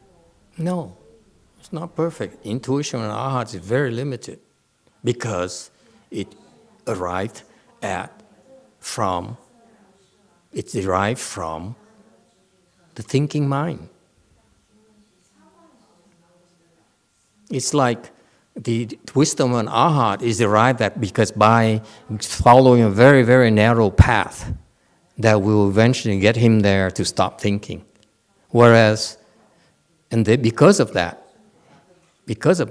it has a very limited range where it's useful. Whereas in Mahayana, you get there by going on a 1,000-lane highway.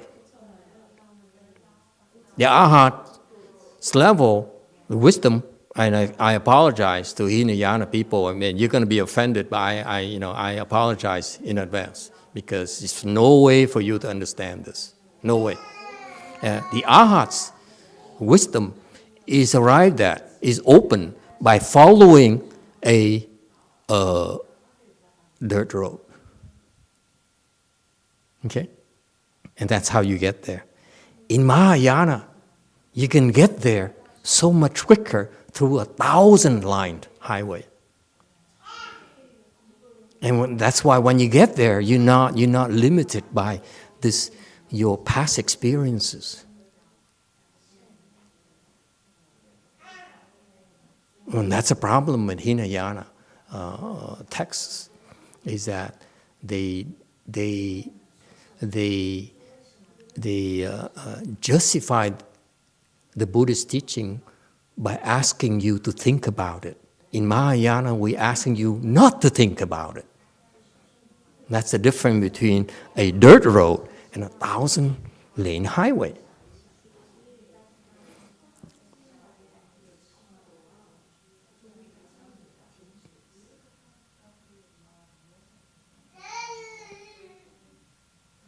It's much more fun, much more fascinating.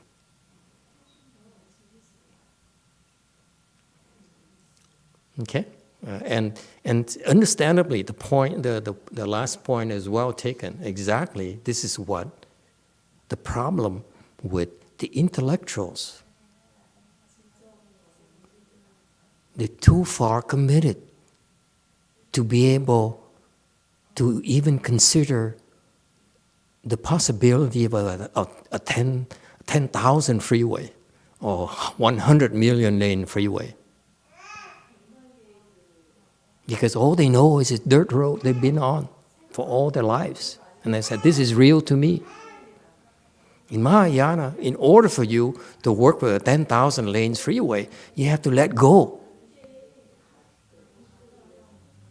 So that strain, that's beaten into your brains from day one.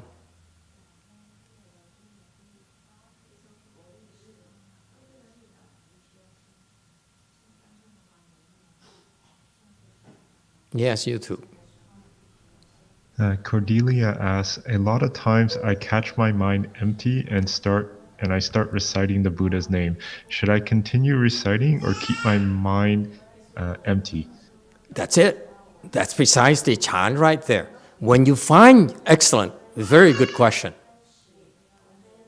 When you find yourself thinking, instead of thinking, this relates to a question someone asked earlier, where I meet people and I analyze them and I use my brains to decide what kind of person this person is. That's thinking right there, thinking mind right there. That's a discriminating mind right there. And I suggested that stop thinking Stop scrutinizing. Let your instinct take over, because then the instinct can go around. They cannot, you not be stuck on the facades, on the things they want to present to you. The smile, the obsequiousness, the ass kissing, if you will. Okay? And you look at behind all that front, all that experiences. Okay? That's why you're no longer fooled by your own sensory organs, by your own processing mind. Okay? Now this is a follow-up question related to that. Okay? Because instead of doing mental processing, you rely on your instinct. And how do you rely on your instinct? By stopping your thinking mind. Therefore, instead of keeping and processing, recite the Buddha's name, recite a mantra. And eventually, you start with that, eventually you'll be taught how to deactivate your thinking mind. The Hinayana of the world, and that's up here. You guys are Hinayana people. You're engineers. That's your world. Yes, your universe. You don't think how you're going to build your world. Okay?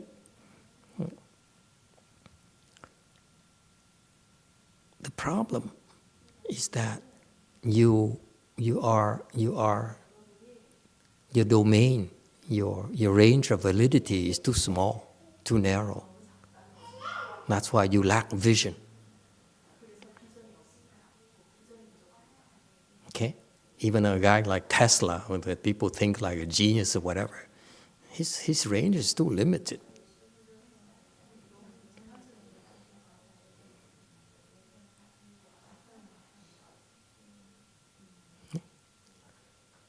Questions or comments?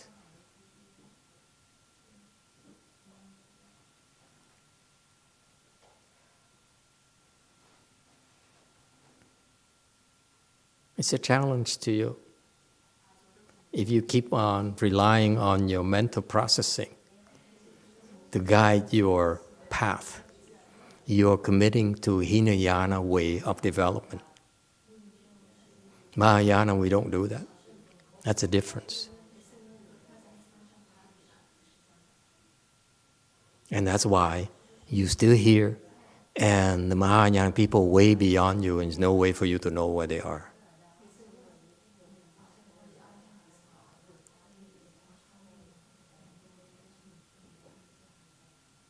Okay, so interestingly,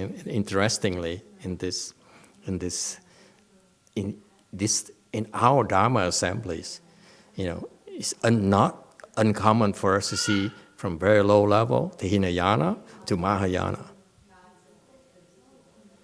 So that's a difference in the approach, in your wisdom development. That's all. It's not theory. It's right there. Why? You're still stuck at the Hinayana level. Because you so utterly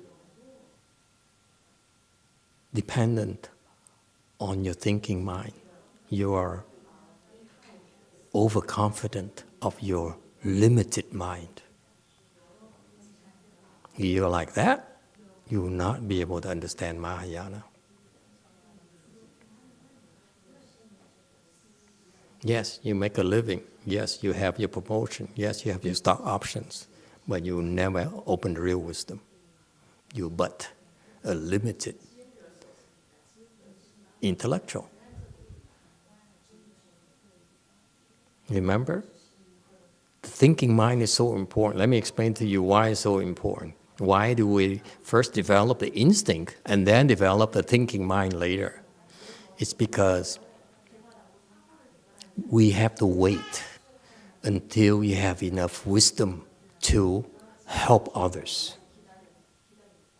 That's why we don't teach you to develop the thinking mind until much later, When you have enough wisdom to help people, then you have to use your thinking mind to relate to them and to provide a vision for the Hinayana people. You see that?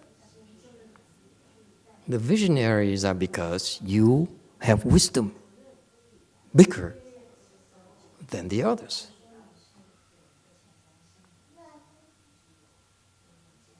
Okay?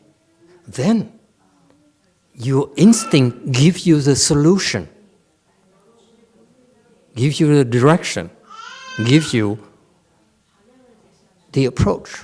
But you need to use your mind to relate, to explain that solution to the people who do not have wisdom. Because if you talk, you say, because I know, then you're going to say, you're crazy. You're full of it. You need to translate your wisdom into things that other people lower level than you can understand. That's the thinking mind. You need to use the thinking mind to relate to the thinking mind. If you use your instinct to relate to the thinking mind, they're going to think you're crazy.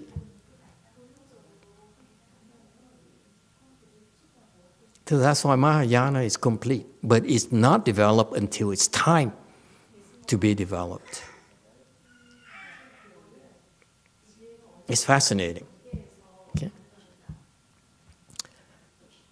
Questions and comments? I just gave you a glimpse of Mahayana training.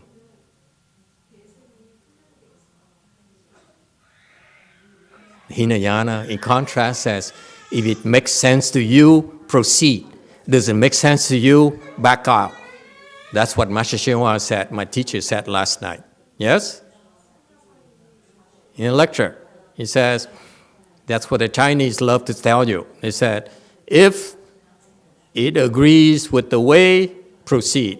If it contradicts with the way, back out. That's Hinayana.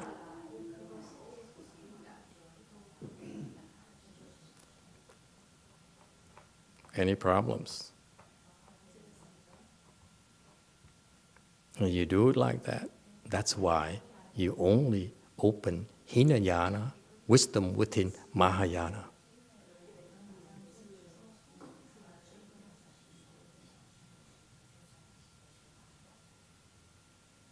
Because if you must agree before you proceed, then you must depend on your thinking mind, since you still have no wisdom. Can you see that?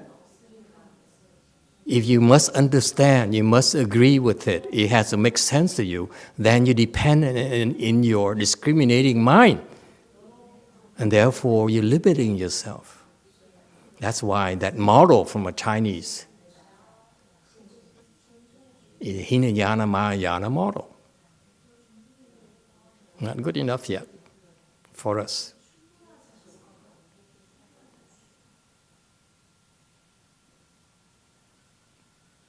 Comment.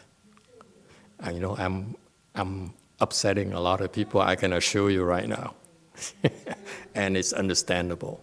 I'm shaking your world like a 4.5 earthquake. Go ahead, you two. Diego says, in my opinion, Buddha nature is always speaking to you. That's your intuition. But it depends on how clean your mind of bad thoughts is, so you can really understand the message. It's not the way you think. Anything else?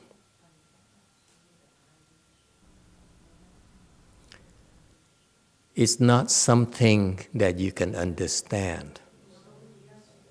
What I explained to you, okay, is something that I've been teaching my students without saying it for 15 years already.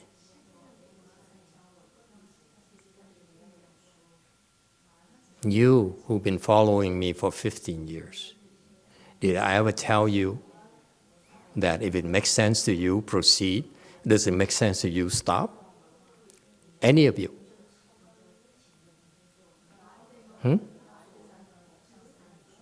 Never. Because that's a wrong approach. That's Hinayana, Mahayana. Why? Remember? If you depend on your understanding, you'll never be able to penetrate the Avatamsaka Sutra. Because none of it is supposed to make sense to you. It's not supposed to. If you say it makes sense to you, then you should be a Buddha already.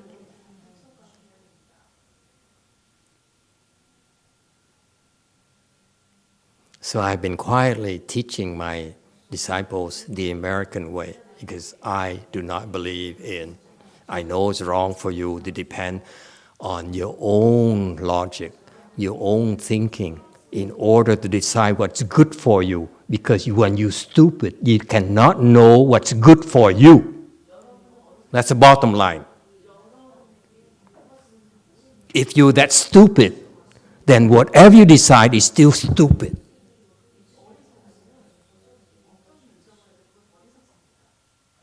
Yes, Green. Therefore, I think that's sometimes you have to rely on your karma, because when you make a choice, you don't know the result after that. For instance, you go out to a journey, you have two boats, one on the left and one on your right. You rely on your instinct to choose, one of the two. And then I did the same thing. I chose the right boat. I got picked up by a Danish ship. I survived. Other people pick a wrong one. They sink it down to the sea. So I cannot say that I have wisdom or anything. It's just my karma. It saved me. There's no wisdom into that. That's what I try to say. Because I have no wisdom, I couldn't stop my thought. So I just make a decision based on that.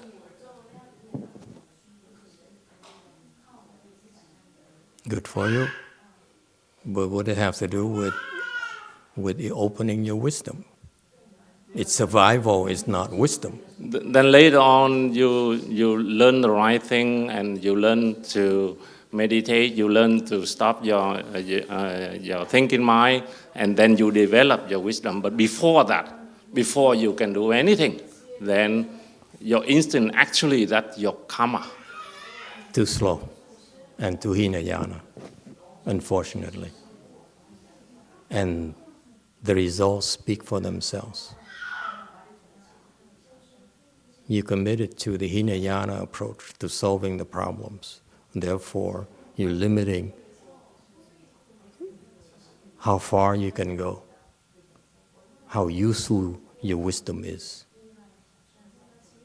It's too limiting. It's okay. Okay. It's not for everyone. If it works for you, by all means, stick to that. I'm not saying you must abandon it. If it works for you, fine. But eventually, you're going to get to the level of Shariputra, who has wisdom within the Hinayana world, and he realizes that it's a bubble. That wisdom is a bubble in the great sea, in the great ocean. That's the range of that wisdom. My followers happen to believe that the wisdom the size of a bubble is not good enough for them. That's all.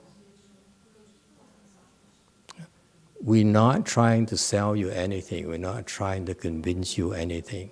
All we do is to present you with information from experience, from the people who walked the path before you did.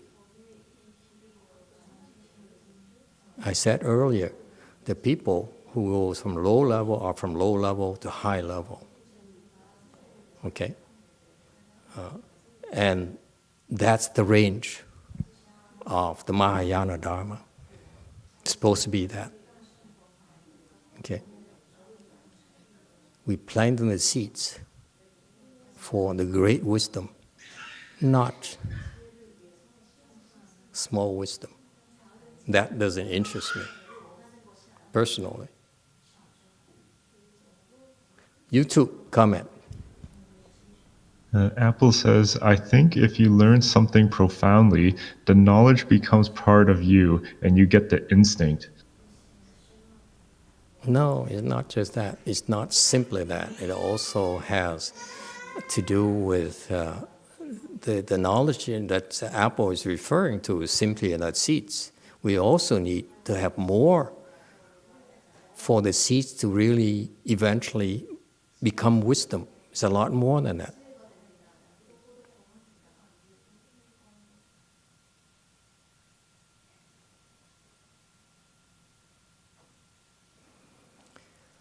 In summary, we're going to close tonight. In summary, let me give you a very simple rule of thumb for you to decide for yourself.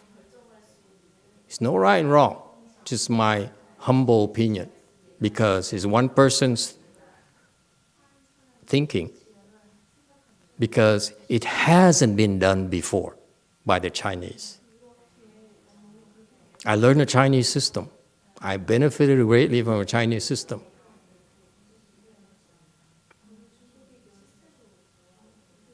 It's not until my Chinese master told me to teach that I said I have to ask myself, how do I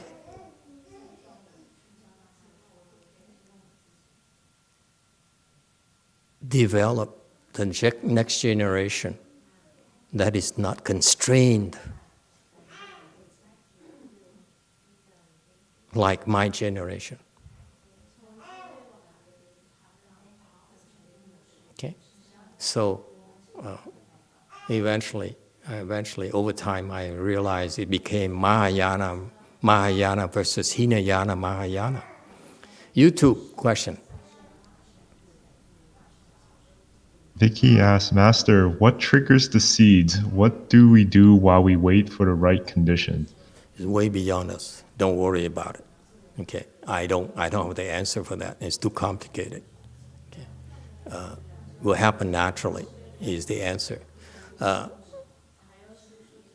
But in order to differentiate between Hinayana, Mahayana, what I call Hinayana, Mahayana, and Mahayana, Mahayana, okay, is this. Hinayana, Mahayana, you decide based on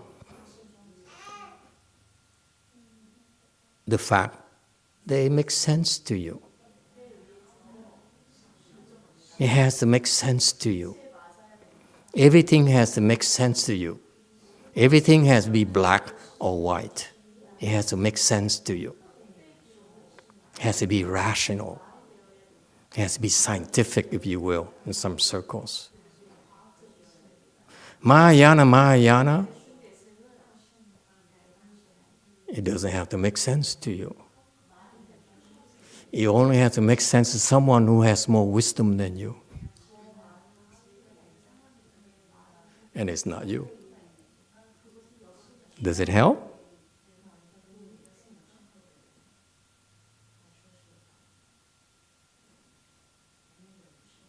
It's because if it has to make sense to you, then you're limiting your world to things that only make sense to you. And it becomes a bubble eventually in the great ocean. Because you're safe. You're in that cocoon. Mahayana doesn't have to make sense to you.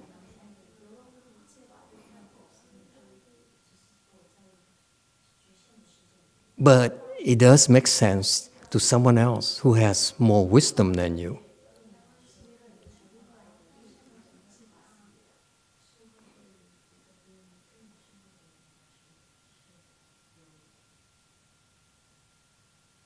Questions, comments?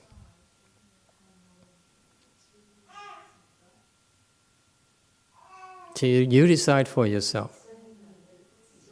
Okay? It's okay. It's a personal choice. If you want to choose Hinayana, Mahayana, by all means. If you want to choose Mahayana, eventually you see. Eventually, time will tell. Okay? And as true to Buddhism, we don't ever force you. We give you choices. We explain things to you the best way we can. If you choose right, good for you. You choose wrong, start over again. Because if your wisdom is that of a bubble, you have to start over again.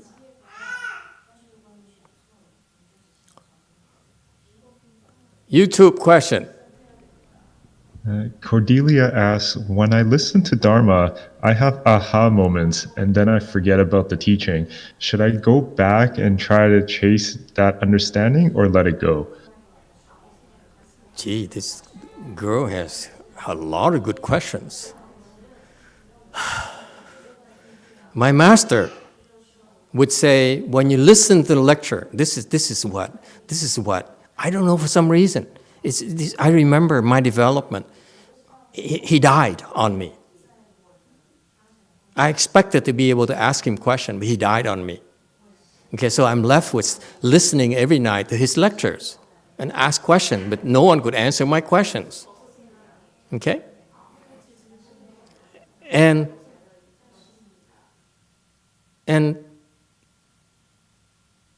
what was her point again? I want to make sure I answer her point. It's a very good question. She asked, when she listens to Dharma, she has aha moments and then forgets about it. She wants to know if she should go back and try to understand it or let it go. And what happened to me is I listened to my master's teaching. He says, when you listen to lectures, you take notes, copious notes, and you go home before you go to bed, especially for us professionals. Review those notes before you sleep. Anyone remembers that? That's what I learned in his lectures. Okay? Take notes. Take very good notes, because you're wasting time sitting there and doing nothing. Take copious notes and review them, and review them, and review them, and review them. That's how you learn Mahayana. And for some reason, I belong to the lazy side. I didn't take notes. I didn't review notes.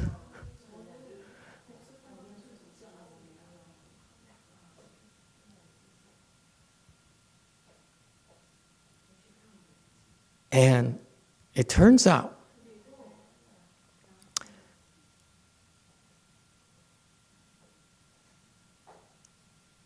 that it helped me a lot more. So the answer to the question is that when you listen, it goes into your consciousness. Okay? And I'm of the beliefs that once it's there, it can be retrieved one way or the other.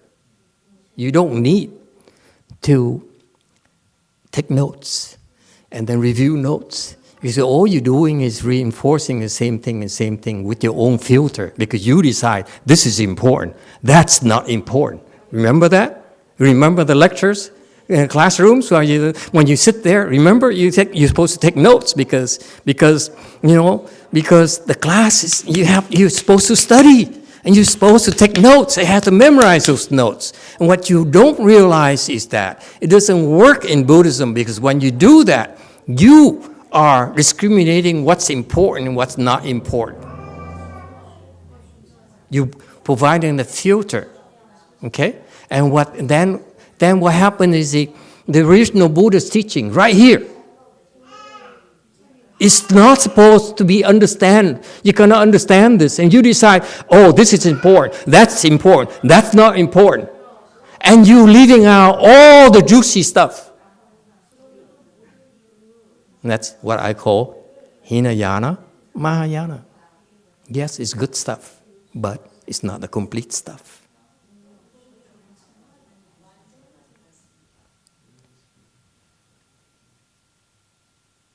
So, I listen. That's it. I listen. What did I do? I taught you the last time, okay? Just like the last time. I sat there, crossed my legs, and listened. That's it.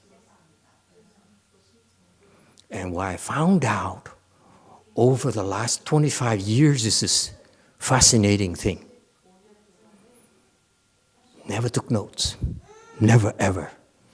I was stupid enough for a while. For years I started, studying my master's lectures, and I would have a 3M stick-ons, those yellow things and pink things, and you stick it in the page. And I would I read. You would not believe how many sutras I read in Chinese. I wrote down, this is about 6 paramitas. This is about ghosts.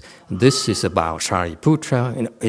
My books have so full of those things. So many of them. You know how expensive those things are for a poor guy like me? Okay, it's very expensive. And guess what? I never could use any of them. They're all over. I don't know where to look anymore. There are too many of them. You see that?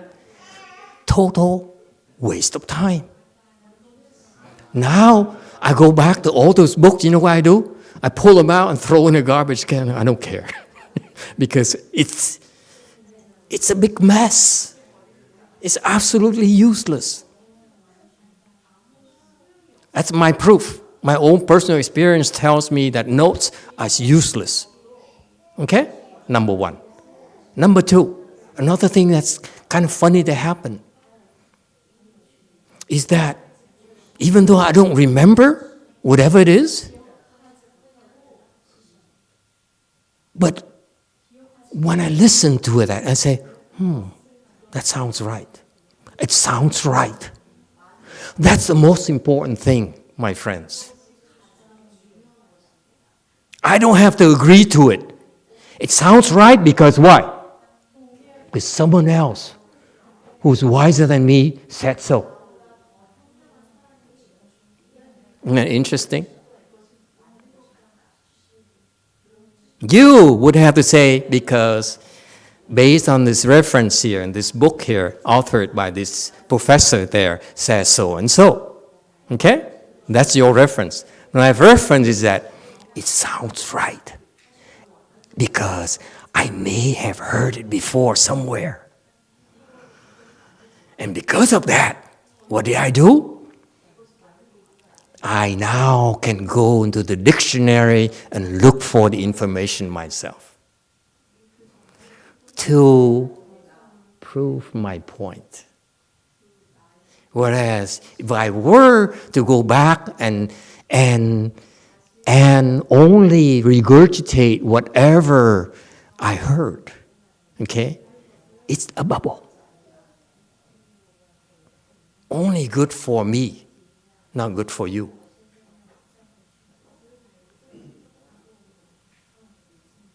That's, boys and girls, especially you left home people, that's what makes us different from the Chinese. Okay? I refuse to teach you. I never, even my disciples who used to take copious notes, I said, I hope someday you will stop taking notes. Because what I give you is garbage.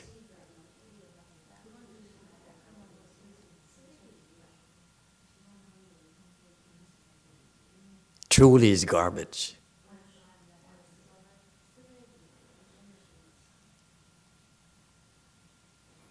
That's Mahayana, Mahayana.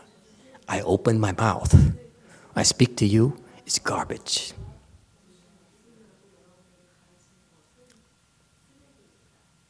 Why is it garbage? It's not BS, it's garbage. Because it's only good for now. not for when you have a problem.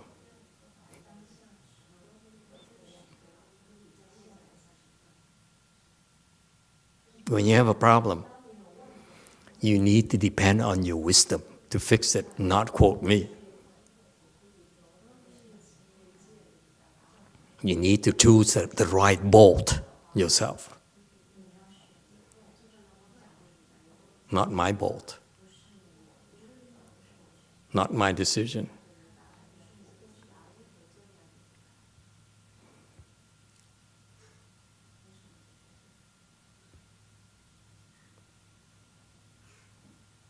Questions, comments? We talk a lot tonight about a lot of things. But the bottom line is that the results speak for themselves.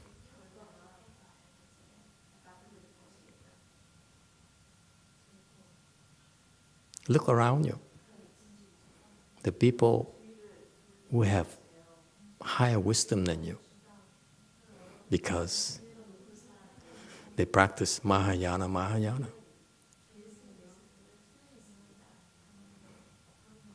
Since you practice Hinayana, Mahayana, you're limited.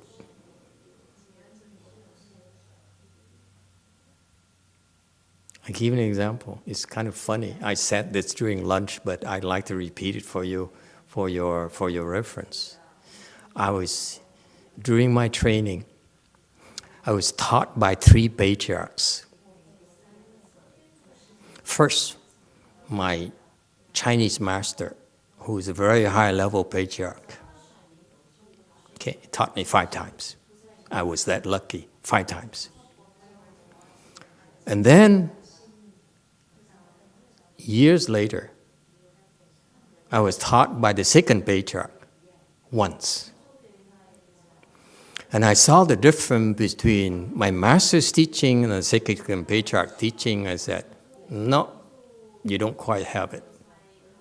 Okay? And later, years later, I was taught by the sixth patriarch.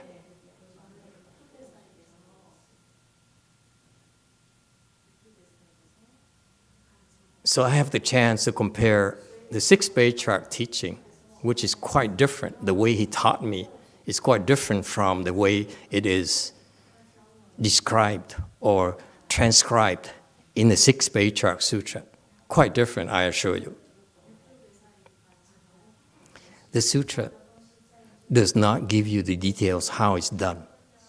They only describe to you what is observed, not what actually transpired. There's a lot more going on that can be recorded even by Master Huineng's disciples, of course. Okay, so I was able. I had the luck, the fortune of being taught by the sixth patriarch once. Okay, so I had a chance years later to compare that teaching versus my master's teaching.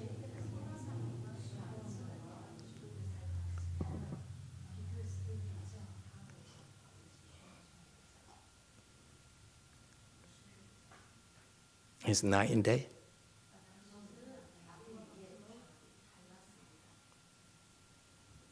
Okay, it's way beyond your understanding. Okay, and true. This is very important. True to the six patriarchs' reputation, his teaching is pure Sutton teaching. Pure.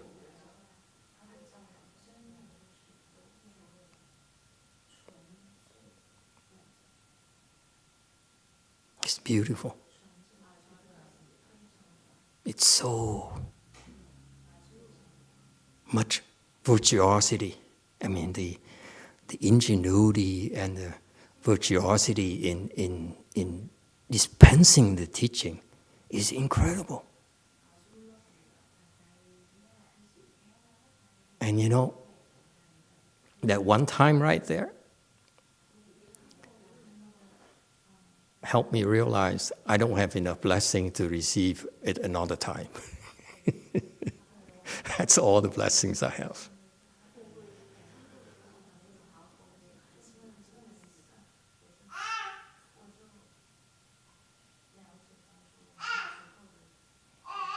And I'm so grateful for that, because it helps me, it gives me the confidence to dare say that I don't necessarily have to follow my Chinese teachers, who is my idol. I assure you, he's my idol. He's the most remarkable man alive I've ever met. And I don't expect to be able to find a teacher like that again. But it gave me the confidence to try the certain teaching that my master did not give me.